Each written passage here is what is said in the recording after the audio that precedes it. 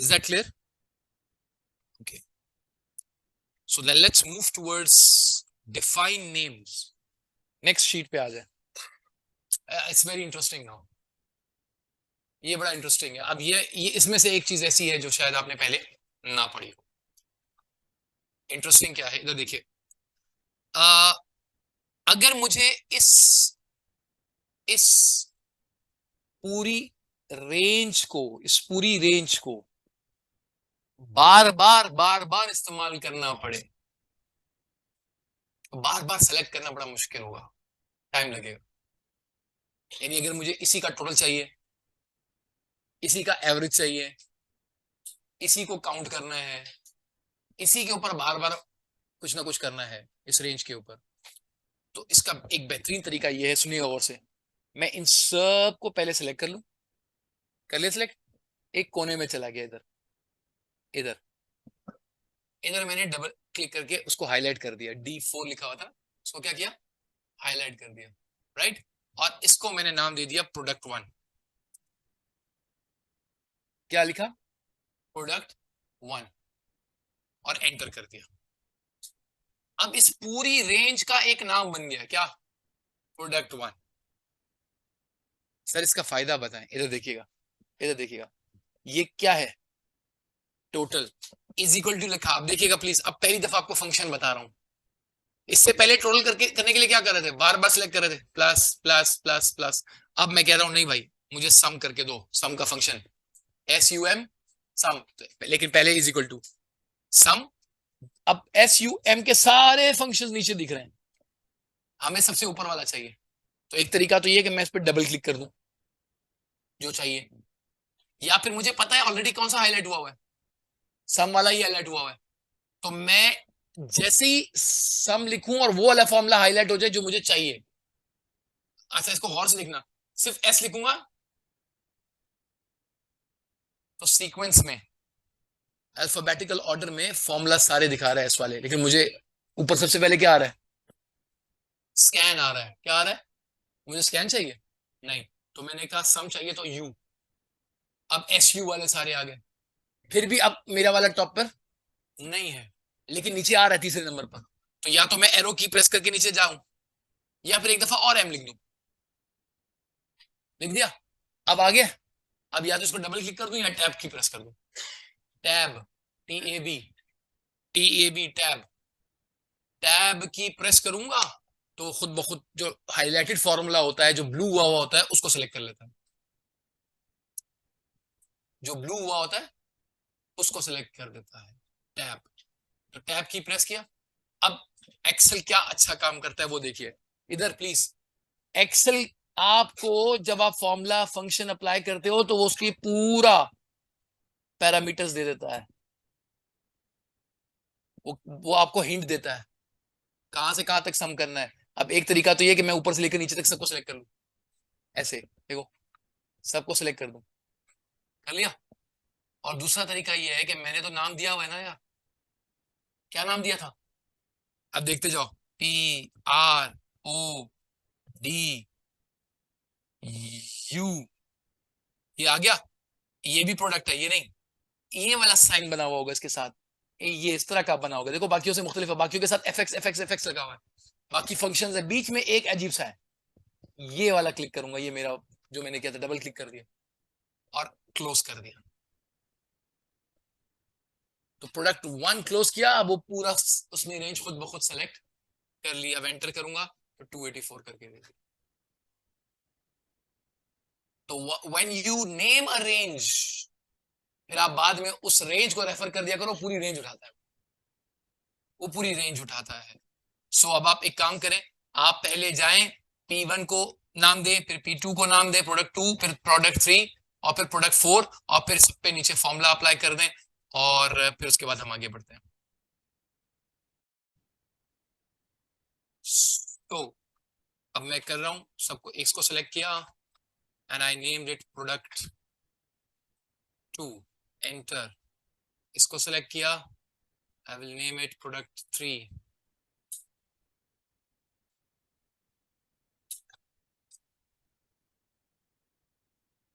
फिर इनको सेलेक्ट किया, एंड प्रोडक्ट 4,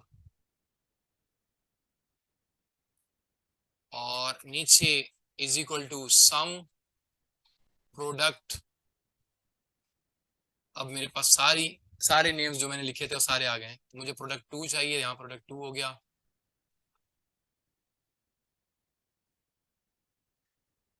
वो नाम गलत दिया था ना, रेंज का नाम गलत दे दिया था।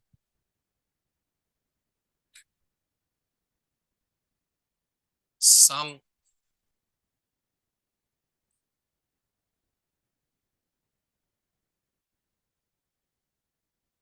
प्रोडक्ट 3 एंड सम प्रोडक्ट 4, सब क्या?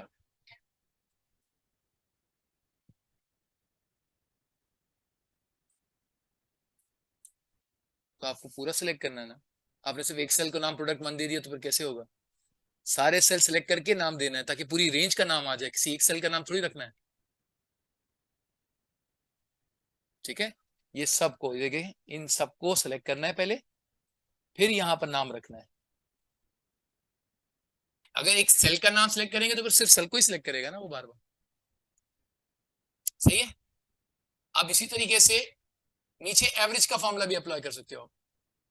इज इक्वल टू, इधर देखिए, इज इक्वल टू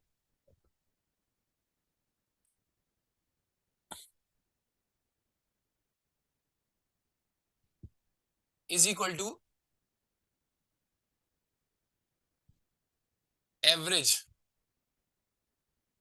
एवरेज किसका? प्रोडक्ट 1। प्रोडक्ट 1 सेलेक्ट कर लिया।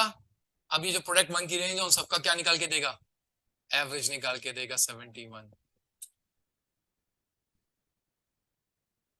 Is equal to average product product 2 and average product 3 and average product 4।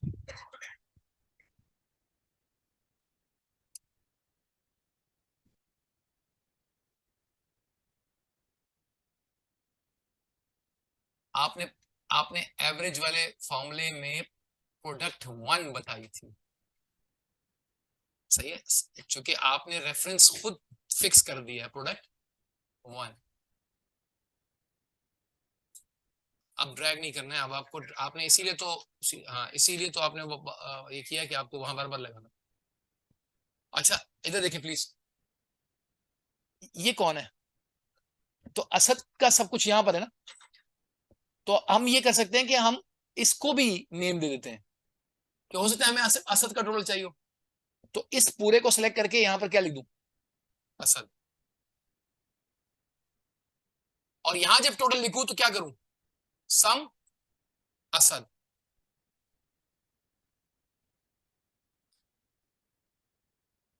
तो जरूरी नहीं है कि सिर्फ इस डायरेक्शन में ऊपर से नीचे तक रेंज सेलेक्ट करके ये आप नेम दे सकते हो, लेफ्ट टू राइट भी दे सकते हो और एक ही वक्त में दे सकते हो।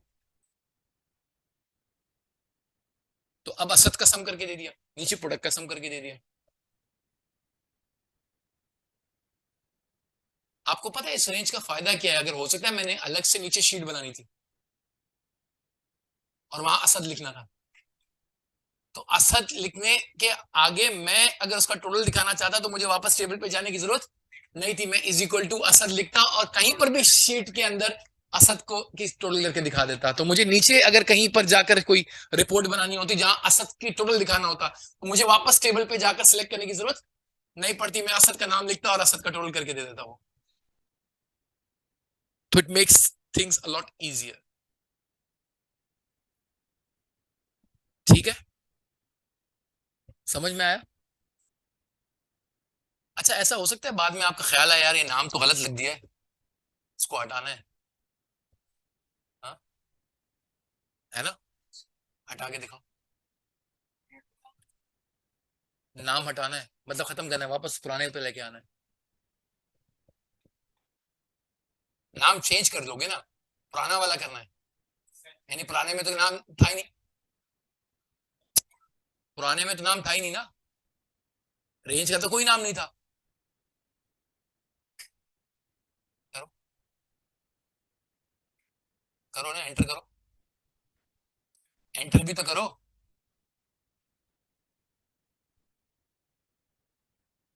नहीं हो रहा, नहीं हो रहा। लेकिन जरूरत पड़ सकती है, नहीं पड़ सकती है? पड़ सकती है यार। हो सकता है हमें जरूरत पड़े कि भाई नहीं, भाई नहीं चाहिए नाम, खत्म करना है, तो क्या करें यार? है? और ये बताओ, एक्सेल में आपको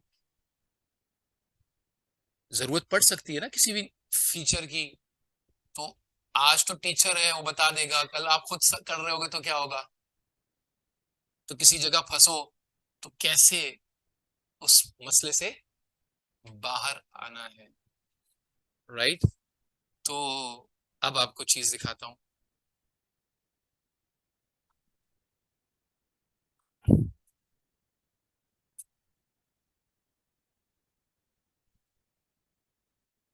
ये है माइक्रोसॉफ्ट एज। माइक्रोसॉफ्ट एज जो है अपने लैपटॉप्स में इंस्टॉल कर लो, उसके अंदर बाय डिफॉल्ट आपको को पायलट के नाम से एक चीज दी हुई है, जो जब आप माइक्रोसॉफ्ट एज लेटेस्ट इंस्टॉल करोगे तो इधर ये जो टैब बना हुआ है, इसको क्लिक करोगे, ये ओपन होगा। इसके बैकग्राउंड पे चैट जीपीटी 4 चल रहा है, राइट? अब देखो मैं आपको इसका बताता हूँ कि कैसे आपको चैट जीपीटी से अगर एक्सेल, लेकिन इसके लिए एक्सेल आना जरूरी है। अगर आपको, अब जैसे हम जिस जगह पे फंसे हैं, इस पे फंसे हैं तो हमें अब जरूरत पड़ रही है ना। अगर इधर फंसते ही नहीं तो पता क्या होता है, ये भी कोई चीज है जो देखनी है हमें, right? So using chat GPT even needs your knowledge of जिस चीज की भी आपको चाहिए। देखो, चैट जीपीटी से पूछना, उससे बात करना, उसकी भी एक स्किल है। उसको कहते हैं प्रॉम्प्ट्स। क्या कहते हैं? प्रॉम्प्ट्स। चैट जीपीटी का प्रॉम्प्ट यानी आप क्या पूछोगे तो वो आपको आपका मतलब का जवाब देगा, वरना जवाब इधर का उधर हो जाएगा। सुना, मैं इसको कह रहा हूं, how to revert back to default range name in Excel. How to revert back to default range name in Excel.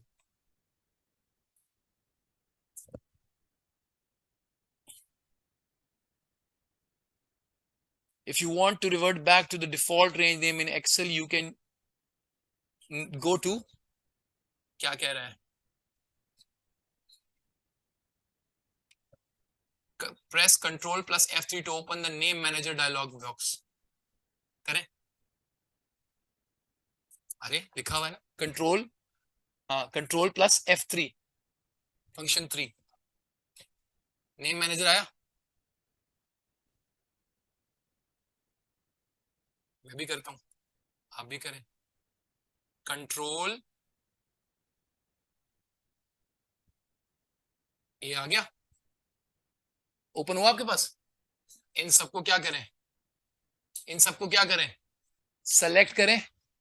Select करके डिलीट का बटन प्रेस करना है, डिलीट का बटन प्रेस करें, वरना किसी एक को एडिट करना है तो एक को सेलेक्ट करके ऊपर से एडिट कर लें। सारे सबको डिलीट करना है तो सबको सेलेक्ट करके डिलीट का बटन प्रेस कर दें, वरना किसी एक को एडिट करना है तो फिर उसको जिसको एडिट करना है उसको सिलेक्ट करके एडिट का की प्रेस कर दें। क्या एडिट करना है बताओ, नाम चेंज करना है, क्या करना है करो।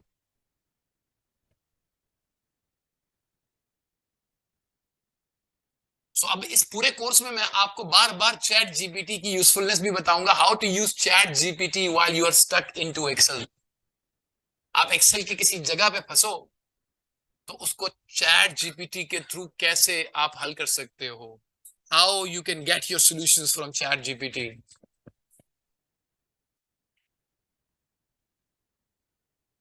सही है।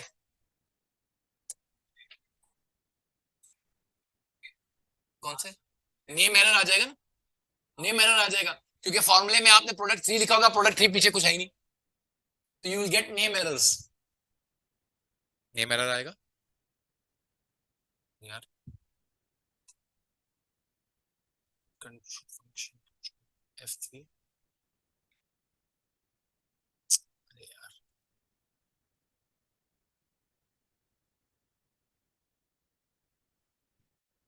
ये देखो, ने डिलीट कर दिया ना, नेम एरर आ गया, अब नेम है नहीं पीछे। अरे तो एडिट एडिट में नहीं हो रहा क्या? एडिट में फिर यहाँ पर भी ऑटोमेटिकली एडिट कर दो, क्योंकि लिंक है ना, एक चीज खत्म ही कर दी आपने, तो फिर ऑब्वियसली वो नेम एरर देगा।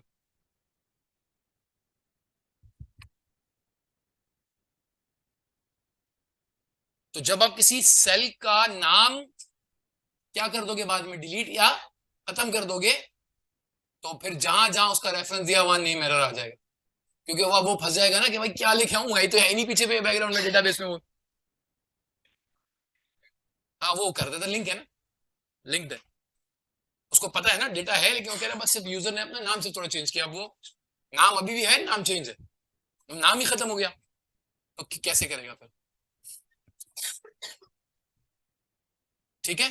सो नेम, रेंज देना, रेंज को नेम देना, इसकी यूजफुलनेस समझ में आई, कैसे कैसे देते हैं और कैसे डिलीट करते हैं ये भी दिख गया, and how to use ChatGPT ये भी समझ में आ गया। सो अब आहिस्ता आहिस्ता मैं इंशाल्लाह और बताता जाऊंगा कैसे यूज करना है। So make sure that you download Microsoft Edge, the latest Microsoft Edge on your laptops, because it has ChatGPT 4 installed. आप ChatGPT की वेबसाइट पे जाओगे, वहां 3.5 है, 4 पेड वर्जन है। इसके अंदर, इसको घर पे आप देख सकते हो कि आप इसको इस तरह करूं तो क्या होगा, इसको इस तरह करूं, वो आपको प्रैक्टिस से एक्सपर्टीज आती रहेगी, राइट। अभी हमारा मकसद ये है कि मैं आपको एक नई चीज बताऊं, उसको एक दफा आप देख लो, फिर उसके साथ आपको जहां जहां यूज करना है आप घर पे उसकी प्रैक्टिस करो, and the more you practice the better it you will get.